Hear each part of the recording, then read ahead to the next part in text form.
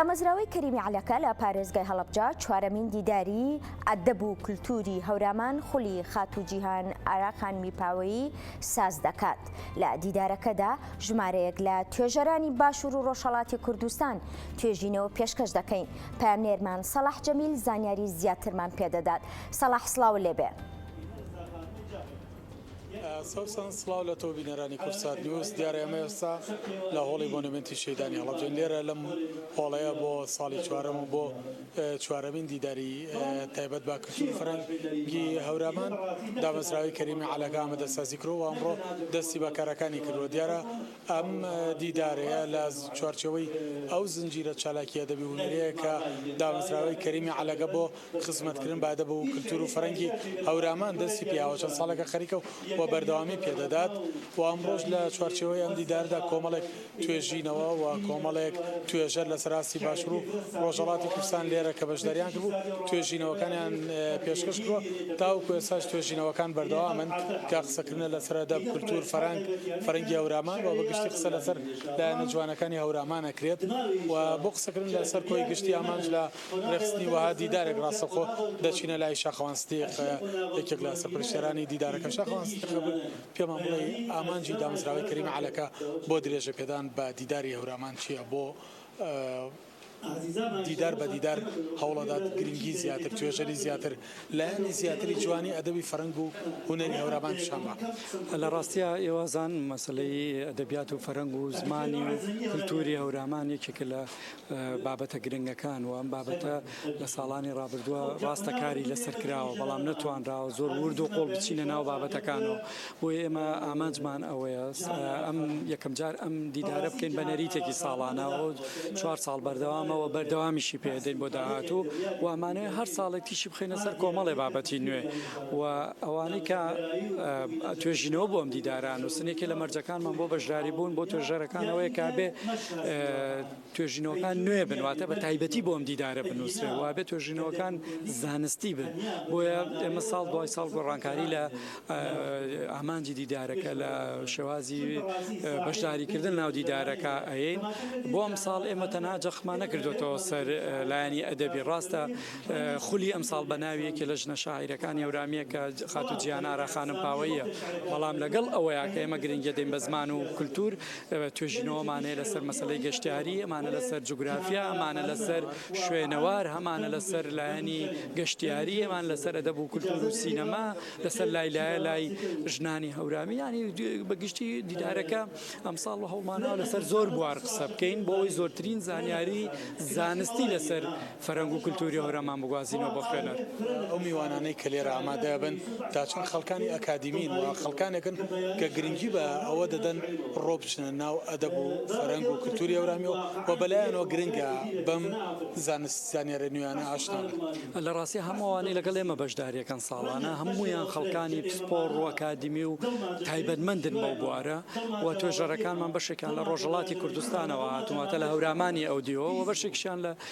کوردستانی خۆمان لە باشوور و ئامانجێکی تریشمانێ لەم بەشداریکردنا ویژەوەی و سنوورە دەستکردەی کە لە نێوان هەورامانی ئەم دی و ئەو دیوە هەیە و سنوورە دەستکردە نێڵینەوە بیکەینەوە بە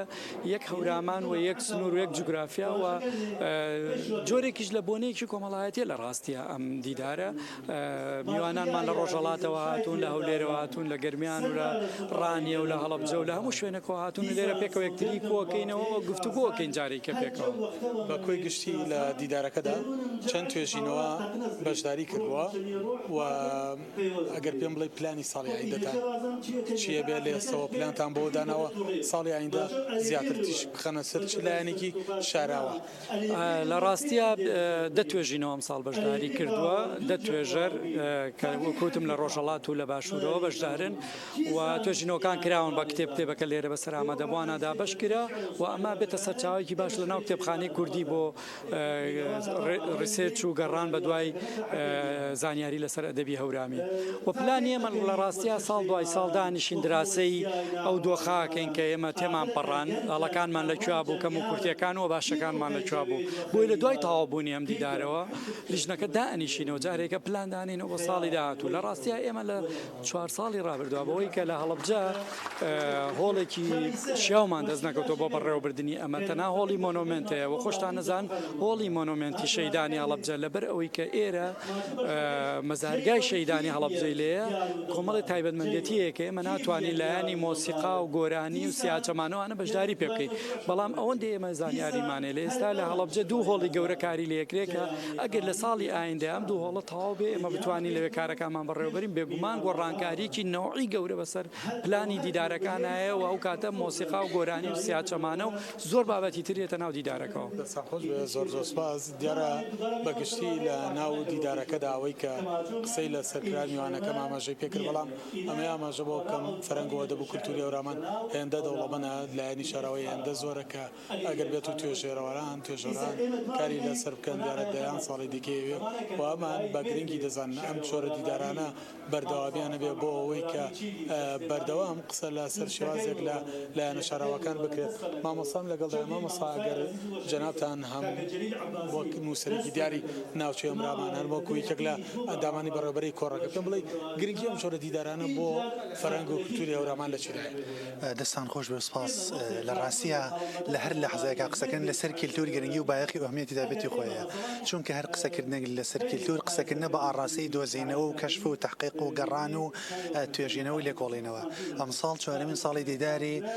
فیستیڤاڵی ڕۆشنبیری ئەدەبیاتی هەورامانە بە ناوی جیهان ئاراقانی پاوەیەوە تیایدا دە توێژینەوەی جیاواز پێشکەشەکرێت لەبارەی کللتوری هەورامانەوە توێژینەوەکان بەشێکیان لە ڕۆژوڵاتی کوردستانەوە هاتوون توێژەرەکان بەشێکیانی باشووری کوردستان گرنگی توێژینەوەکان بەگشتی لەوەدا هەر یەکیان سەر بە جۆرێک لە لقەکانی کللتورە ئەمە وا ئەکات کە ئێمە نیشانەی پرسیار دابرین لەسەر هەموو لقە جیاوازەکان یا خانە جیاوازەکانی کللتور لە نمونەی هونەر بەجیا ئەدەبیات بەجیا زمان بەجیا حتا گەشت و گوزار و شوێنەوار و بڕێک منتیقی جیاوازی کللتور کە تا ئێستا دەستیان بۆ نەبراوە سەرکەوتوو بن خات و ئاوێن ئەحمەدیشمان ئەگەریکە بوو لەو خانمانەی کە ویسترا لێرە میوانداری بکەین بەڵام دیارە سەرقاڵی گفتوگۆی لەگەڵ میوانەکانی دیدارە بەڵام بەگشتی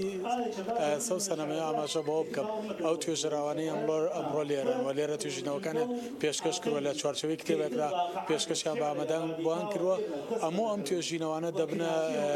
بنەمایەکی زۆر گرنگ بۆ ناو کتێبخانەی گشتی کوردی لەگەڵەوەشدا من ئەچمە لای خات و ئاوێن ئەحمەدی خات و تۆ بەگشتی لە توێژینەوەکەی خۆتدا تیشکی خستە سەر چ لایەنێکی شاراوەی جوانی نێو ئەدەب و کولتور و فەرهەنگی هەورامان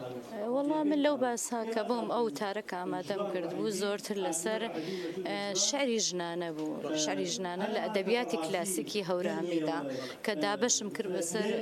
دوو قسمەتە دوو بەشە بەشی یەکەمی لەسەر ئەو ژنانەی بوو کە شعر بێژ بوون و بە سەنەت شعرەکانیان لە بەردەستمانایە لە دەورەی دووەمی یارسانەکە شعری کلاسیکۆکە لە یارسانەکان و دەستپێکات و شاعرە ژنەکانمان وەکو دایکە تۆرێزە و سوسریەت لە یارسانەکان کە شعریان وتووە وەکو مەستورێ ئەردەڵانیش کە لەم دواوە شعری وتووە بە شوێنەوە کە جەهانارا خاتوون کە ناوی دیدارەکە بە ناوی ئەوە ڕازاوەتەوە جەهانارا خانمی پاوەیی باسم لەسەر ئەوە کرد کە ئەم